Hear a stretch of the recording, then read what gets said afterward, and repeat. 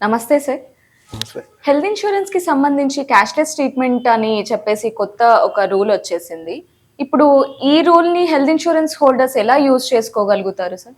ఒకటి ఇది ఒక గ్రేట్ థింగ్ అని చెప్పేసి చెప్పుకోవచ్చు. ఎందుకంటే కంటిన్యూస్గా మారుతున్నటువంటి ఇన్సూరెన్స్ సెక్టర్లో ఇలాంటి పాజిటివ్ చేంజెస్ ఏవైతే ఉంటాయో చాలా వరకు పాలసీ హోల్డర్స్కి అందరికీ యూస్ఫుల్ అవుతుందని చెప్పేసి చెప్పుకోవచ్చు.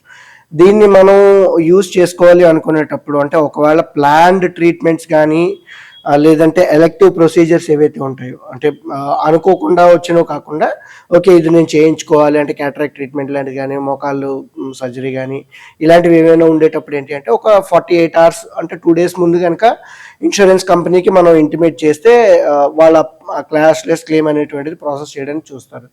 ఒకవేళ ఎమర్జెన్సీ కైండ్ ఆఫ్ సిచ్యువేషన్ వస్తే కనుక 2 daysలో అంటే 48 hours మనం ఇన్సూరెన్స్ కంపెనీకి కనుక ఏం ప్రమాదం జరిగింది ఏంటి అనేటువంటిది మనం త్రూ హాస్పిటల్ ద్వారా కానీ లేదంటే మనం డైరెక్ట్గా వాళ్ళకి ఇంటిమేట్ చేసినా కూడా ఆ క్లెయిమ్ అనేటువంటిది వాళ్ళు సెటిల్ చేయడం జరుగుతుంది.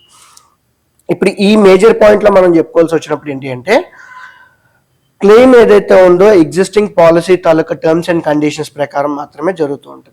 సో చాలామంది ఏమనుకుంటారంటే నేను ఏ హాస్పిటల్లో పడితే ఆ హాస్పిటల్లో జాయిన్ అయిపోతే నాకు అమౌంట్ వచ్చేస్తుంది, పాలసీ తాలూకా అమౌంట్ ఎంతవరకు ఉంటే సమ్ అష్యూర్డ్ ఎంతవరకు ఉంటే అంతవరకు నాకు వస్తుంది అని చెప్పేసి అని. అలా కాకుండా కొన్ని క్రైటీరియాస్ అనేటువంటివి ఉన్నాయి. సో మినిమం 15 bed హాస్పిటల్స్ అయి ఉండాలి, తర్వాత స్టేట్ గవర్నమెంట్ ఇచ్చినటువంటి clinical establishment authority clinical establishment act ప్రకారం హాస్పిటల్ రిజిస్టర్ అయి ఉండాలి అని చెప్పేసి అని కొన్ని క్రైటీరియాస్ అనేటువంటివి ఉన్నాయి.